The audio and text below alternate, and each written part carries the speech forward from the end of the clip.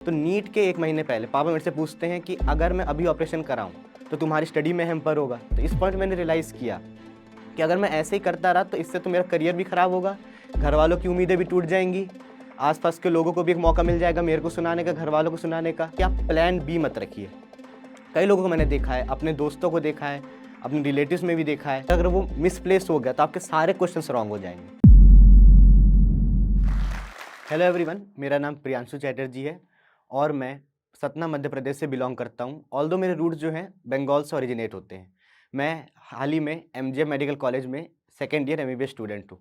अगर मैं अपने शुरुआती स्कूल के जीवन की बात करूँ या फैमिली हिस्ट्री की बात करूँ तो मैंने जो है अपना केजी 1 क्लास जो है मैंने बंगाल में स्टडी में किया था और क्योंकि ड्यू टू फादर्स जॉब मेरा पापा का ट्रांसफ़र हो जाता सतना मध्य प्रदेश में, तो इसी कारण से मैं भी बंगाल से सतना आ जाता हूँ और यहाँ से मेरा सफ़र बदल जाता है। क्योंकि अब लैंग्वेज जो थी मदर टंग मेरी बंगाली से हिंदी हो गई थी। पर क्योंकि मैंने अपना बचपन जो है बंगाली स्कूल में बिताया, बंगाली मीडियम में, तो इसके कारण मेरे को हिंदी आती नहीं थी। अब यहाँ पे जो है नॉर्मल लैंग्वेज भी हिंदी है विथ इट्स ओन डायलेक्ट।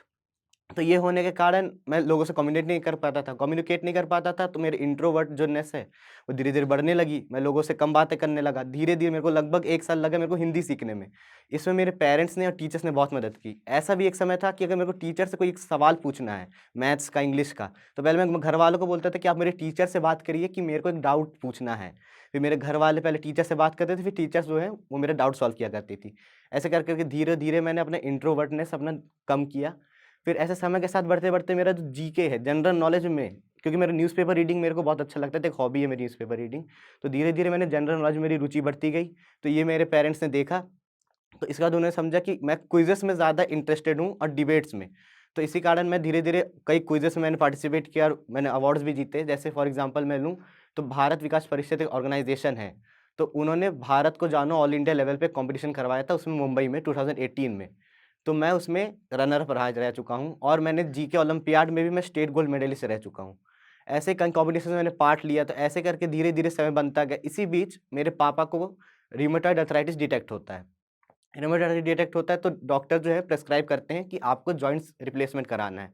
तो पापा मेरे उस समय मान जाते जॉइंट, क्योंकि उस समय मेरी उम्र लगभग 10 इयर्स के आस-पास रही। तो उसमें मैंने अपने पापा को देखा कि वो कैसे ऑपरेशन को सर्वाइव करते हैं। ऑपरेशन भी सक्सेसफुल रहता है, उसमें पापा बेड रेस्ट रहते हैं 2 टू 3 मंथ्स। तो उस समय मैंने पापा को देखा, मैंने देखा कि डॉक्टर्स का जो रिस्पेक्ट है सोसाइटी में, कि लोग लोग उनको सीधा डॉक्टर्स को सीधा गॉड लेवल पे तुलना करते हैं। तो मैंने देखा कि अगर मैं डॉक्टर प्रोफ़ेशन लेता हूँ, तो ये समाज को तो मदद करेगा ही। मैं अपने पापा के ट्रीटमेंट में भी हो सकता है फ्यूचर में कोई मदद कर सकूँ। तो ऐसे-ऐसे समय बीतता जाता है, धीरे-धीरे मेरा जो इंटरेस्ट है वो जीके से बढ़ते-बढ़ते वो चला जाता है साइंस पे। तो साइंस बढ़ते-बढ़ते मैथ्स ऑल्दो मेरी अच्छी थी, पर मैं मोर ओरिएंटेड था टुवर्ड्स बायोलॉजी। ऐसे जाते-जाते क्लास 8th 9th बीता, फिर 10th में भी मेरे अच्छे मार्क्स आते हैं। तो घरवालों ने बोला कि तुम्हें नीट की कोचिंग करनी चाहिए, क्योंकि ना ही मेरी फैमिली ट्री में भी कोई डॉक्टर नहीं है और पापा जो है मेरे केमिस्ट हैं एक सीमेंट फैक्ट्री में, और हम लोग बचपन से ही सीमेंट फैक्ट्री की जो है एक कंपनी में क्वार्टर में रेंट में रहते थे। तो वो घर बहुत छोटा था, तो मैंने अपने घरवालों को देखा कि छोटे से घर में कैसे अडैप्ट करना है। तो हमारे परिवार में डॉक्टर बनने की ड्रीम एक बहुत बड़ी बात थी, तो मैं सोचा मेरे को इसी पथ पे आगे बढ़ जाना है। तो ऐसे होते-होते फिर मैं क्लास 11th में जो है ऑफ़लाइन कोचिंग के लिए मैं एनरोल होता हूँ, बट ड्यू टू कोविड आ जाता है, तो कोविड आने के बाद जो ऑफ़लाइन मोड था वो ऑनलाइन मोड में चला जाता है। और ऐसा मैं अकेले नहीं, ऐसे इंडिया में लाखों बच्चे थे जो इसके पहले कभी भी ऑनलाइन मोड से कभी भी रूबरू नहीं हुए थे। उनको नहीं पता था कि व्हाइट बोर्ड क्या होता है, मार्कर क्या होता है, pointer, online classes, online platform, zoom meeting etcetera, उनको कोई आइडिया नहीं था। सिमिलरली मेरे को भी कोई आइडिया नहीं था। ऑल्दो मेरे हाथ में घरवाले मेरे को एक टैबलेट थमा देते पढ़ने के लिए, पर मेरे को ये नहीं पता था कि उसको यूज़ प्रॉपर कैसे करना है। ऐसे होते-होते समय बीता, ऑनलाइन क्लासेस शुरू हुई। ऑनलाइन क्लासेस शुरू के 1 मंथ में मैंने बहुत अच्छे से पढ़ाई की, टेस्ट भी अटेंड किए, पर धीरे-धीरे फ़ोन से मैं एडिक्ट होता गया। फ़ोन से एडिक्ट होता गया, सोशल मीडिया में मैं हाईली एक्टिव हो गया। Gaming etcetera, social media chats etcetera, तो ये सब करते-करते धीरे-धीरे मेरे स्टडीज़ से मेरा मोटिव हट गया, मैं मोबाइल की तरफ शिफ्ट हो गया। इसका इफ़ेक्ट मेरे स्टडीज़ पे पड़ा। धीरे-धीरे मैंने ऑनलाइन क्लासेस बंक करना शुरू की, दोस्तों के साथ घूमने चला गया। टेस्ट मिस किए, जानबूझ के टेस्ट मिस कर रहा हूँ। घर अगर टेस्ट दे रहा हूँ, मार्क्स कम आ रहे तो घरवालों को नहीं बता रहा हूँ। तो ऐसे कर के मेरा क्लास 11 धीरे-धीरे, जो शुरू में मेरे 600 प्लस मार्क्स मॉक टेस्ट में आते थे, वो धीरे-धीरे डाउन होते थे 550, 500, 400, 450, ऐसे डाउन होते-होते लास्ट में जाके वो 250, 200 में खड़े हो गए। इस पॉइंट ये लगभग मेरे क्लास 11 के बीच की बात है। इस पॉइंट मैंने रियलाइज़ किया कि अगर मैं ऐसे ही करता रहा तो इससे तो मेरा करियर भी खराब होगा, घर वालों की उम्मीदें भी टूट जाएँगी, आस-पास के लोगों को भी एक मौका मिल जाएगा मेरे को सुनाने का, घर वालों को सुनाने का। तो इससे मैंने ये तय किया कि अब मेरे को सीरियस होना पड़ेगा। तो इसमें फिर मैंने अपने घरवालों से मैंने डिस्कशन किया। घरवालों ने भी मेरी बात सुनी, मैंने भी घरवालों की बात सुनी। इस बीच मेरे स्कूल के 2 टीचर्स विनय सोनी सर और अभिषेक दीक्षित सर ने मेरी बहुत हेल्प की फिज़िक्स और केमिस्ट्री के मामले में। मैं उनसे बात किया कि सर मैं कैसे टैकल करूँ इन फिज़िक्स के प्रॉब्लम्स को, केमिस्ट्री के, ऑर्गेनिक, इनऑर्गेनिक के पॉलिटी प्रॉब्लम्स को। तो उन्होंने बोला कि आप गाइडेंस के लिए आप आ जाओ मेरे पास कभी-कभी कि जब आपको प्रॉब्लम हो। तो मैं फिर क्लास 12th आते-आते मैं कवर अप तो नहीं कर पाया सिलेबस, पर मेरे को एक मोटिवेशन मिला कि अब मैं कुछ कर सकता हूँ। तो फिर क्लास 12th आता है, ऐसे करते-करते ऑफ़लाइन प्लस ऑनलाइन मोड में पकड़ता हूँ, क्योंकि ऑनलाइन मोड की जो मेरी क्लासेस शुरू में चल रही थी क्लास 11 थी, उनकी टाइमिंग थी 4 टू 7 ऑनलाइन मोड में। तो मैं जॉइन करता हूँ ऑफ़लाइन क्लासेस 3 टू 4 और मॉर्निंग में 7 टू 8, और जहाँ-जहाँ मेरे को ऑफ़लाइन जाना रहता था वो 5 किलोमीटर, दोनों 5 किलोमीटर दूर थे मेरे घर से। और मेरे घर वालों ने मेरे को एक साइकिल अफ़ोर्ड करके दी थी बहुत मुश्किल से, ताकि मैं कोचिंग जा सकूँ ऑफ़लाइन और अपनी स्टडीज़ को कंटिन्यू कर सकूँ। तो मैं सुबह 6 बजे उठता था, अपना खाना-पीना, नाश्ता करके मैं चला जाता था साइकिल से 7 बजे वहाँ पे सुबह फिज़िक्स की क्लास अटेंड करने। फिर फिज़िक्स की क्लास अटेंड की, फिर मैं 8 से 9 बजे आया, थोड़ा रेस्ट करके फिर मैं अपनी स्टडी शुरू की। दोपहर का लंच किया, फिर थोड़ी और स्टडी की, फिर मैं चला गया 3 टू 4 ऑफ़लाइन क्लासेस अटेंड करने। अब मैं 3 टू 4 गया, अब फो 4 बजे मेरी क्लास वहाँ पे ख़त्म होती है। पर मेरे को 5 किलोमीटर वापस आना है, अब मेरी क्लास 4 टू 7 रहती थी। तो मैं अपने कान में ईयरफ़ोन लगा के उसको वायर कनेक्ट करके साइकिल चलाते हुए आता था। 4 टू 4:30 एप्रॉक्स मेरे को आधा घंटा से 45 मिनट लगते थे, क्योंकि मैं हाई स्पीड में भी चलाता था फिर। इससे मेरे को थकान बढ़ जाती थी, तो एप्रॉक्स ऐसा हुआ कि पहले 1-2 महीने मेरी पहली क्लास तो छूट ही जाती थी। तो इसमें मेरे विनय सोनी सर ने कई मदद की। उन्होंने अपने घर में वाईफ़ाई लगाया ताकि मैं 4 टू 5:30 की क्लास मैं यहीं पे अटेंड कर सकूँ ऑनलाइन, उनके क्लास खत्म होने के बाद उनके घर पे। और फिर 5:30 से जो 6 एएम वाली क्लास 6 पीएम वाली क्लास थी, तो उसको फिर मैं अपने साइकिल से वापस घर चले जाऊँ, फिर वहाँ से मैं अपना 6 टू 7 वाली क्लास अटेंड कर सकूँ। ऐसे करते-करते समय बीता, धीरे-धीरे मार्क्स प्रोग्रेस होते हैं, मैं धीरे-धीरे क्लासेस अटेंड करता हूँ। घर वालों को मैं धीरे-धीरे हर बात बताता हूँ कि मेरे इतने टेस्ट में इतने मार्क्स आ रहे हैं। घर वाले उस हिसाब से टीचर से बात करते हैं। मैं फिर अपने ऑनलाइन कोचिंग वाले टीचर्स को भी बताता हूँ कि मेरे को ये प्रॉब्लम फेस हो रही है, उस हिसाब से वो मेरे को डाउट सॉल्विंग मेथड्स भी बताते हैं। तो ऐसे करते-करते समय बीतता गया। क्योंकि आपको मैंने पहले बताया था कि पापा को मेरी रूमेटॉइड अर्थराइटिस थी। तो पापा को अचानक से कोविड हो जाता है, कोविड का फिर पापा को मेरे को सेकंड अटैक आता है। सेकंड अटैक आने के बाद इस बार डॉक्टर रिकमेंड करते हैं कि एक और जॉइंट रिप्लेसमेंट सर्जरी करनी पड़ेगी।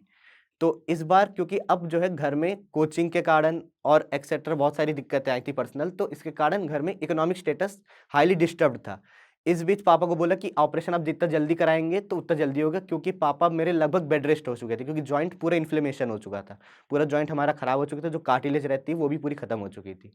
तो पापा को मूवमेंट में हाईली दिक्कत हो रही थी, ड्यूटी नहीं जा पा रहे थे, उनको पेमेंट आने में भी पेमेंट भी या तो कट ऑफ होके आती थी, 1-2 महीने पेमेंट नहीं भी आई है। तो उस समय हमने जैसे-जैसे ओल्ड सेविंग्स जो है उसे सर्वाइव किया है। फिर ऐसे बढ़ते-बढ़ते तो डॉक्टर ने सर्जरी रिकमेंड की। तो नीट के 1 महीने पहले पापा मेरे से पूछते हैं कि अगर मैं अभी ऑपरेशन कराऊँ, तो तुम्हारी स्टडी में हैम्पर होगा। तुम्हारी स्टडी में हैम्पर होगा तो तुम्हारे मार्क्स कम आ सकते हैं। तो क्या तुम इसके लिए रेडी हो? ये पापा कह रहे थे मैं ऑपरेशन बाद में करा दूँगा नीट के। पर मैंने पापा को आश्वासन दिलाया कि अब मैं इतना रेडी हूँ कि अब मैं नीट का एग्ज़ाम मैं दे सकता हूँ विदाउट एनी फ़ियर। तो आप ऑपरेशन पहले कराइए। क्योंकि ऑपरेशन में मेरे को भी जाना था, क्योंकि मैं उस समय तक 18 इयर्स का हो गया था, तो मुझ पे कई ज़िम्मेदारी थी कि इधर के डॉक्यूमेंट्स इधर करना, नर्सेस, डॉक्टर से कोऑर्डिनेशन बना के रखना। तो फिर मैं दिल्ली में जाता हूँ, दिल्ली में बीएलके मैक्स हॉस्पिटल है, वहाँ पे पापा का ऑपरेशन होता है 4 जून 2022 को, और जबकि मेरा नीट का पेपर 17 जुलाई 2022 को है। फिर मैं 4 जून से पापा को घर आया, लगभग पापा के साथ 1 हफ्ते रुका। फिर तभी मेरे ऑनलाइन कोचिंग वाले सर का फ़ोन आता है कि आपके मार्क्स अभी अच्छे आ रहे हैं, तो मैं आपको रिकमेंड करूँगा कि आप ऑफ़लाइन हमारे यहाँ जॉइन करिए। 1 हफ्ते 1 महीने के लिए, ताकि आपकी ओएमआर प्रैक्टिस हो, क्योंकि अगर नीट में ओएमआर प्रैक्टिस नहीं हो रही है, अगर आप सिर्फ़ ऑनलाइन बेस्ड स्टडी दे रहे हैं, तो आपको बाद में ये दिक्कत आई, क्योंकि ओएमआर भरने में सारे क्वेश्चंस को, एक क्वेश्चन में लगभग 1 मिनट आपको ओएमआर भरने में लगता है। पर क्वेश्चन 1 मिनट ही रहता है। तो आप जितनी जल्दी ओएमआर भरोगे, आपको उतना जल्दी आसान पड़ेगा कि आप पेपर को सॉल्व कर लेंगे, क्योंकि टाइम मैनेजमेंट ही है जो नीट एग्ज़ाम को क्रैक करने में सबसे ज़्यादा मदद करती है। फिर इसके बाद हम लोग आते हैं, तो मैं जबलपुर में शिफ्ट हो जाता हूँ। जबलपुर में मैंने 1 महीना रहा, मैं डेली टेस्ट देता था 2 टू 5, उसका एनालिसिस करता था। फिर उसके बाद ऐसे करते-करते कई मैंने दोस्त बनाए जो स्टडी में मेरी मदद करते थे, जो वहाँ पे टॉपर्स थे। वो मेरी कई मदद की, उन्होंने कई डाउट सॉल्व किए मेरे, कई बार मेरे को टाइम मैनेजमेंट कैसे करना है वो बताया। ऐसे ओएमआर प्रैक्टिस करते-करते शुरू में मेरे 450 आ रहे थे। क्योंकि मेरे को टॉपिक्स तो पता है, पर मेरे क्वेश्चन ही पेपर छूट जा रहे हैं, क्योंकि मैं ओएमआर भरने में टाइम ले रहा हूँ। तो धीरे-धीरे मैंने ओएमआर भरने का टाइम जो है अपना कम किया। ऐसे लास्ट दिन में जाके नीट के 2 दिन पहले मेरे मार्क्स जो हैं 630 के अराउंड रहते हैं। फिर नीट का दिन आता है, नीट के सुबह मेरी मम्मी आ जाती हैं जबलपुर में सतना से, ताकि मेरे को अगर कोई भी स्ट्रेस हो रहा है एग्ज़ाम को लेके तो मेरी मम्मी सॉल्व कर सकें। फिर मेरी मम्मी मेरे को एग्ज़ाम सेंटर ले जाती हैं। एग्ज़ाम सेंटर आर्मी कैंपस के अंदर रहता है। इस कारण क्योंकि उस दिन जो है मध्य प्रदेश में म्युनिसिपल कॉर्पोरेशन के चुनाव थे। तो कहीं पे नतीजे जल्दी आ रहे, कहीं पे लेट आ रहे, तो इस कारण पूरे शहर में शोरगुल था। पर वो आर्मी कैंपस के कारण मेरे को वो शांति मिली थी जो एग्ज़ाम सेंटर में ज़रूरी रहती है। इससे मेरा फ़ोकस पूरे एग्ज़ाम में था। और वो 3 घंटे मैंने नहीं इधर देखा, नहीं उधर देखा। मैंने अपना पेपर पूरा शांति से किया। फिर पेपर देने आने के बाद जब मैं ट्रेन में स्टेशन में गया जबलपुर से सतना वापस जाने के लिए, तो उस दिन हो रही थी बहुत तेज़ बारिश। तो फिर मैंने घर में पापा से बात की कि पापा इतने बन रहे हैं, इतने क्वेश्चन आएगा, अप्रॉक्स इतने आ रहे हैं। फिर पापा भी खुश हुए। फिर मैं जब घर में पहुँचा, तब मैंने पापा के चेहरे में एक मुस्कान देखी कि हाँ, लड़के ने कुछ करके आया है। फिर ऐसे होते नीट के 3 महीने बीते, फिर नीट का रिज़ल्ट आता है। नीट के रिज़ल्ट मेरा मार्क्स आया 642 और ऑल इंडिया रैंक 6085। तो इससे मेरे घर वाले बहुत खुश हुए। उन्होंने गली-गली में हर जगह अपने फिर सीमेंट फैक्ट्री में रिलेटिव्स में मिठाइयाँ भी बँटवाई। मेरे विनय सोनी सर, अभिषेक दीक्षित सर ने कई मोटिवेशन क्लासेस भी रखी। तो ऐसे होते-होते आज तो मैं आपके यहाँ सामने खड़ा हूँ। तो अगर मैं आपको अपनी स्ट्रैटेजीज़ के बारे में बताऊँ, जो इम्पोर्टेंट पॉइंट्स जो मेरे को लगता है हर स्टूडेंट्स को पता होना चाहिए कि वो नीट अटेम्प्ट करने के पहले उनको क्या स्ट्रैटेजीज़ अपनानी है ताकि वो एक सक्सेसफुल पाथवे चुन सके, जिससे वो सक्सेस को ईज़िली ग्रांट कर सके। तो पहला है आपको स्लीप। आपको स्लीप जो है इम्पोर्टेंट प्रायोरिटाइज़ पे रखना है। क्योंकि कई लोग क्या करते हैं कि नींद कम लेते हैं। वो सोचते हैं अगर मैं नींद से 2-3 घंटे बचा के ज़्यादा पढ़ लूँ, तो हो सकता है मैं ज़्यादा जल्दी कवर करूँगा। पर हम लोग को फर्स्ट ईयर में पढ़ाया गया एमबीबीएस के कि 2 तरह की मेमोरीज़ होती है, एक शॉर्ट टर्म मेमोरी और एक लॉन्ग टर्म मेमोरी। तो शॉर्ट टर्म मेमोरी को लॉन्ग टर्म मेमोरी, जैसे शॉर्ट टर्म मेमोरी जैसे आज आपने कुछ पढ़ा, आपको कल याद रहेगा, परसों याद रहेगा, पर बाद में भूल जाएगा। लॉन्ग टर्म मेमोरी है जो आपको आज याद है, कल भी याद है, कई सालों तक याद रहेगा। तो आपको नीट के एग्ज़ाम में आपको लॉन्ग टर्म मेमोरी की रिक्वायरमेंट ज़्यादा है। तो ये करते-करते पर स्लीप बहुत इंपॉर्टेंट फैक्टर है क्योंकि जब नींद में रहता है इंसान तो ब्रेन बहुत ईज़िली शॉर्ट टर्म मेमोरी को लॉन्ग टर्म मेमोरी में कन्वर्ट कर पाता है। तो ऐसे करते-करते आपको नींद जो है कम नहीं लेनी क्योंकि अगर आप फ्रैक्शंस लगाएँगे, तो अगर आप नींद कम लेते तो आपकी मेमोरी जो है शॉर्ट टर्म से लॉन्ग टर्म मेमोरी नहीं बनेगी। मेमोरी अगर वीक रह गई तो आप चीज़ें भूलेंगे तो आप टेस्ट में कमज़ोर हो जाएँगे। टेस्ट में कमज़ोर होंगे तो आपके मार्क्स कम होंगे, आप और स्ट्रेस में जाओगे और स्ट्रेस में जाओगे तो और नींद कम होगी। तो ऐसे करके जहाँ आपको प्रोग्रेसिव सोच रखनी थी, अब आप धीरे-धीरे डाउनफॉल और डिप्रेशन में चले जाएँगे। तो आपको नींद को 6 टू 8 आवर्स आपको रखना ही है। दूसरी बात है कि आपको हर सिले 3 सब्जेक्ट फिज़िक्स, केमिस्ट्री, बायोलॉजी, तो आपको तीनों सब्जेक्ट्स के 2 तरह के नोट्स बनाने हैं। पहले तो आपको नॉर्मल नोट्स बनाने हैं जो आप नॉर्मल क्लासेस में लेंगे या आप जहाँ पे भी कोचिंग करते हैं या सेल्फ स्टडी करते हैं। दूसरा आपको बनाने हैं शॉर्ट नोट्स, मतलब कि आपको हर चैप्टर को 1 से 3 पेज के बीच आपको सॉर्ट आउट करना है। इससे क्या होगा जैसे अब आप डेली आप स्टडी कर रहे हैं, अब रात को जैसे आप रेस्ट करने गए तो अब उसके पहले 1 घंटा दीजिए। एक दिन आप शुरू-शुरू में ऐसे करिए कि आप एक दिन फिज़िक्स पढ़ेंगे, एक दिन केमिस्ट्री, एक दिन बायोलॉजी, रात को सोने के पहले। समझ लीजिए आपको हर एक चैप्टर 3 पेज में हो रहा है, तो एप्रॉक्स आप 100 टू 150 पेजेज़ के शॉर्ट नोट्स बना लेंगे हर सब्जेक्ट को लेके। तो आप डेली उसको 1 रात पहले जैसे आप सोने जाएँगे उसके 1 दिन पहले पढ़िए, 1 घंटे पहले। तो ऐसे पढ़ते-पढ़ते आप जैसे शुरू में आपने पहले दिन फिज़िक्स पढ़ा, अगले दिन केमिस्ट्री पढ़ा, उसके अगले दिन बायोलॉजी पढ़ा। तो ऐसे पढ़ने के बाद आपको शुरू-शुरू में टाइम लगेगा, शुरू में हो सकता है 1 घंटा ना लगे, 2 घंटे लगे। पर आप 1 हफ्ते में एक-एक चैप सब्जेक्ट जो आप 2 बार रिवाइज़ करेंगे। फिर धीरे-धीरे आप जैसे वो टॉपिक्स पढ़ते जाएँगे, आपको जो है रिवीजन के टाइम कम लगेगा। तो ऐसे करके आप अगर ये सोचिए आप 1 हफ्ते में 1 सब्जेक्ट को 2 बार पढ़ रहे हैं, तो आप 1 महीने उसको 8 बार पढ़ेंगे। जैसे-जैसे आपकी स्पीड बढ़ेगी, अब उस 8 को 16, 16 से 24, फिर ऐसा आएगा एक समय कि आप 1 दिन में तीनों सब्जेक्ट के शॉर्ट नोट्स जो हैं रिवाइज़ कर ले रहे हैं। तो ऐसे आप कई बार रिवाइज़ करेंगे तो आप देखेंगे नीट के पेपर आने तक आप उस सब्जेक्ट के इंपॉर्टेंट पॉइंट्स इतने बार रिवाइज़ कर चुके होंगे कि हो सकता है कि आपका पेपर अच्छा ना जाए, पर आप वो डीमोटिवेशन नहीं होगा कि मैंने कोशिश नहीं की। और पेपर अच्छा क्यों नहीं जाएगा? अगर आपको मोटिवेशन रखना है और आपने कोशिश की है, तो आपका पेपर अच्छा ही जाएगा। उसके बाद अगर मैं और एक बात करूँ, तो इसके बाद जो है आपको टेस्ट्स डेली देने हैं। नीट के आखिरी कुछ समय में मैंने खुद लास्ट के 1-2 महीने में डेली टेस्ट दिए। डेली एक बार सुबह उठ के मैंने टेस्ट दिया, एक बार दोपहर में टेस्ट दिया और आपको टेस्ट में आपको हर एक क्वेश्चन देखना है कि आपको क्यों नहीं बन रहा है और क्यों बन रहा है। अगर आपको एक पर्टिकुलर क्वेश्चन लेते हैं कि इनमें से कौन-सा फंगस जो है ड्यूटेरोमाइसिटीज़ में आता है। आपको पता है एक ऑप्शन सही है, 3 ऑप्शन गलत है। तो आप एक ऑप्शन को तो करेक्ट करके आ गए, ये प्रॉब्लम नहीं। प्रॉब्लम है कि वो 3 ऑप्शन जो गलत क्यों हैं? तो आप इसके पीछे जाइए कि एस्परगिलस दिया है, पेनिसिलियम दिया है, तो आप उनको देखिए वो किस किंगडम में आते हैं, वो किस फाइलम में आते हैं। तो इससे क्या हो सकता है क्योंकि वो 4 ऑप्शंस अपने आप में 4 क्वेश्चंस डिनोट कर रहे हैं। वो 4 क्वेश्चंस फिर और वैरायटी पे जाता है। तो ऐसे जाके आप हर क्वेश्चन से आप 4 क्वेश्चन उठाएँगे, तो अब डेली भी अगर आप 100 से 200 क्वेश्चन प्रैक्टिस कर रहे हैं पर सब्जेक्ट, तो आप लास्ट तक इतने क्वेश्चंस अटेम्प्ट कर चुके होंगे कि उन्हीं में से वो 200 क्वेश्चंस आएँगे जो आपको नीट में सिलेक्शन में गारंटी देते हैं। ऐसे करते-करते अब आप टेस्ट दे दिए हैं, टेस्ट में आपने देखा कौन-सा सही है, कौन-सा गलत। अब आपको करना है एनालिसिस कि मैंने टेस्ट में इतने क्वेश्चन गलत किए, इतने क्वेश्चन मैंने सही किए। इतने सही किए तो ठीक है, गलत किए तो मैंने कौन-कौन से टॉपिक्स जो है मैंने मिस आउट कर दिए हैं। अब उन टॉपिक्स को आप मार्क करके रखिए। रात को सोने के पहले उनको एक बार देख लीजिए कि मैंने ये टॉपिक्स मिस किए, फिर अगले दिन टेस्ट दीजिए। तो आप समझ लीजिए आज आपको 10 टॉपिक मिलते हैं जो आपके कमज़ोर हैं, आपने उनको कवर अप किया। फिर अगले दिन आपने पेपर दिया, हो सकता है आपको 8 और नए टॉपिक्स मिले जो आपके कमज़ोर रह गए थे। फिर उन टॉपिक्स को आपने कवर किया। तो ऐसे करते-करते आप नीट के लास्ट तक उस फ़ेज़ में पहुँचेंगे जब आपको कोई स्ट्रेस नहीं होगा कि मैं फुल्ली प्रिपेयर्ड हूँ नीट एग्ज़ाम को सामना करने के लिए। इसके बाद और एक जो मैं स्ट्रैटेजी बताना चाहूँगा कि आप प्लान बी मत रखिए। कई लोगों को मैंने देखा है, अपने दोस्तों को देखा है, अपने रिलेटिव्स में भी देखा है कि वो ऐसा करते हैं कि वो सोचते हैं कि अगर मैं नीट नहीं निकाल पाया तो मैं बीएससी कर लूँगा, नीट नहीं निकाल पाया तो मैं एक और ड्रॉप ले लूँगा। क्योंकि जब माइंड में आपके पास एक प्लान बी होता है, तो आप प्लान ए जो आपका मेन है नीट एग्ज़ाम निकालना, आप उसमें 100% अपना जो है कोशिश नहीं देते हैं। आप सोचते हैं कि नहीं निकला अगले बार हम कर लेंगे, पर वो अगले बार आपको नहीं रखना है, आपको रखना है प्लान ए। अगर आप सोचिए आपका नीट एग्ज़ाम नहीं निकलता है, तब तो आपके पास कोई और चारा रहता ही नहीं कि आप प्लान बी एग्जीक्यूट पर करो। पर अगर शुरू से आप प्लान बी एक माइंड पे रखते हो, तो आप सोचोगे कि प्लान ए तो नहीं हुआ, नहीं तो प्लान बी तो हो ही जाएगा। तो आपको सिर्फ़ प्लान ए रखना है। आपको सिर्फ़ उसी में रखना है कि जैसे स्वामी विवेकानंद जी का एक फ़ेमस कोट है कि उठो और जागो तब तक संघर्ष करो, जब तक आप अपने गोल को अचीव नहीं कर लेते। तो आपको गोल एक रखना है कि मेरे को नीट एग्ज़ाम निकालना है। ऐसे करते-करते आपको डेली प्रैक्टिस करनी है, डेली टेस्ट देने हैं, डेली एनालिसिस करना है। तो मैं आपको जो एक और इम्पोर्टेंट स्ट्रैटेजी बता रहा हूँ, जो आपको नीट डे के दिन आपको यूज़ करनी है। आपको यूज़ करने पहले सुबह उठ के आपको कुछ नहीं पढ़ना है पहली बात तो। आपको एकदम माइंड को रिलैक्स रखना है। आप अगर मेडिटेशन करते हैं, मेडिटेशन करिए। आप अगर किसी पर्टिकुलर बिलीफ को मानते हैं, तो आप उस रिलीजियस प्लेस में जाके वर्शिप कर सकते हैं। आपको माइंड को एकदम फ्रेश रखना है, आपको एकदम चिल रहना है। आप चुपचाप जाके पेपर दीजिए। पेपर में मैं आपको रिकमेंड करूँगा आप एग्ज़ाम सेंटर में 2 टू 3 आवर्स पहले जाके पहुँचिए। क्योंकि अगर क कुछ लोग करते हैं कि वो लेट पहुँचते हैं या ऑन द स्पॉट पहुँचते हैं, तो इससे क्या है वो उस एनवायरनमेंट में अडैप्ट नहीं कर पाते, इस एडैप्शन उनको ज़रूरी रहता है। अब अगर 2 टू 3 आवर्स पहले पहुँचे तो आपने एग्ज़ाम हॉल को जो है अडैप्ट कर लिया, आपने वहाँ टेम्परेचर से आपकी बॉडी जो है एडजस्ट कर लेती है, वहाँ के माहौल से कि वहाँ के ज़्यादा आवाज़ तो नहीं है आस-पास शोर, क्योंकि शोर हो भी सकता है आपके एग्ज़ाम हॉल में कैसा है। कई एग्ज़ाम हॉल्स में पंखे नहीं होते, कई एग्ज़ाम हॉल्स में ढंग से लाइट नहीं होती है, कहीं ज़्यादा शोर होता है, कहाँ पे इन्विजिलेटर कहीं पे सपोर्टिव नहीं होते हैं। तो वो सब अगर आप पहले पहुँच जाएँगे तो आप ज़्यादा ईज़िली आप अडैप्ट कर लेंगे जल्दी, तो इससे आपको एग्ज़ाम देने में ज़्यादा स्ट्रेस नहीं होगा। उसके बाद ओएमआर भरने का, अगर आप ओएमआर देखते हैं, तो आपको पहले तो ओएमआर शुरू से भरना है। मैं आपको रिकमेंड करूँगा कि आप पर क्वेश्चन ओएमआर भरिए, ना कि पर पेज, क्योंकि लास्ट में जब टाइम नहीं बचता है तो इंसान बहुत ही फ्रस्ट्रेटेड हो जाता है।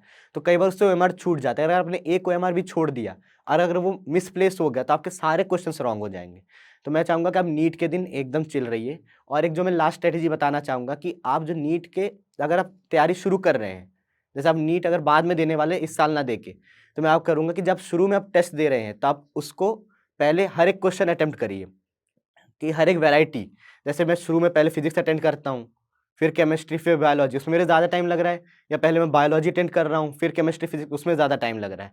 तो आप इससे आपको पता चल जाएगा कि आपका कौन-सा सब्जेक्ट पेपर देने के समय ज़्यादा स्ट्रॉन्ग है, कौन-सा वीक है। जैसे मैं इन पर्टिकुलर अपनी बात करूँ, तो पहले मैं फिज़िक्स का सेक्शन ए दिया करता था, फिर केमिस्ट्री पूरा section A, section B, then biology का सेक्शन ए, सेक्शन बी। मैं लास्ट में फिज़िक्स का सेक्शन बी रखा करता था।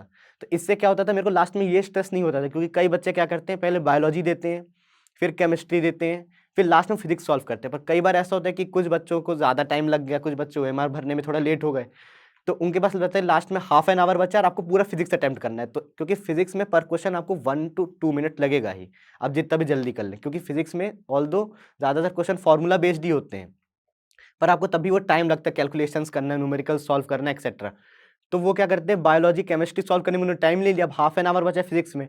तो इससे कई बच्चे स्ट्रेस हो जाते हैं, कई बच्चे हड़बड़ी में और फिज़िक्स क्वेश्चन गलत कर देते हैं। अब फिज़िक्स ही है जो आपको मेरे हिसाब से नीट में सिलेक्शन में मदद करता है, क्योंकि फिज़िक्स के मार्क्स ही कई बार जो गैप है, उसको और बढ़ाने में मदद करते हैं कि एक जो कौन सेलेक्टेड है, कौन डिस्क्वालीफाइड हो जाता है। तो आपको अपना फिज़िक्स, केमिस्ट्री, बायो आपको दोनों को मेंटेन करना है। जैसे मैं से सेक्शन ए किया, तो मैंने पहले 30 क्वेश्चंस अटेम्प्ट कर लिए, फिर मैंने केमिस्ट्री, बायोलॉजी कंप्लीट किया। अब लास्ट में हो सकता है मेरे पास ऐसा हो कि लास्ट हाफ एन आवर में 15 क्वेश्चंस बस बचे हैं, तो मेरे में उतना स्ट्रेस नहीं होगा। अब जो बच्चा पूरा फिज़िक्स छोड़ के रखा है और अगर मेरा लास्ट में बायो छूटा है, क्योंकि आप 10 मिनट्स में बायोलॉजी के 10 क्वेश्चंस आराम से कर सकते हैं, पर आप 10 मिनट्स में 10 क्वेश्चन फिज़िक्स के लगाने में आपको दिक्कतें आ सकती हैं, बेस्ड कि आपका न्यूमेरिकल पावर, मैथ पावर कितना स्ट्रॉन्ग है। क्योंकि ज़्यादातर देखा गया है जो बायोलॉजी के स्टूडेंट्स हैं उनका मैथ्स स्लाइटली वीक ही रहता है, इसी कारण वो बायोलॉजी सब्जेक्ट को चूज़ करते हैं। तो आपको मैं रिकमेंड करूँगा फिज़िक्स के सेक्शन ए को अगर पूरा फिजिक्स ना कर पा रहे हो तो फिजिक्स के सेक्शन ए को आप पहले सॉल्व करिए, फिर केमिस्ट्री को, फिर बायोलॉजी को, उसके बाद फिजिक्स के सेक्शन बी को सॉल्व करिए। तो यही सारी स्ट्रैटेजीज है जो मैं रिकमेंड करूंगा कि हर एक नीट एस्पिरेंट को फॉलो करना चाहिए स्ट्रिक्टली, ताकि वो आगे सक्सेस को ले सके। लास्ट में मैं इसी चीज़ से कंक्लूड करना चाहता हूँ कि कई लोग आपको डीमोटिवेट करेंगे आसपास कि आपसे नीट नहीं निकलेगा, पर वो वही लोग हैं जो आपके सिलेक्शन के बाद आपकी तारीफ भी करेंगे। तो आपको दूसरों की नहीं सुननी है, आपको अपने गोल की तरफ फोकस्ड रहना है और बिल्कुल कॉन्सेंट्रेशन के साथ उसके आगे बढ़ना है। फिर जब सफलता आएगी तो हज़ारों लोग आपके आसपास होंगे और तब आपको पता चलेगा कि उस नीट एग्ज़ाम को निकालने का असली मज़ा किस में है। Thank you.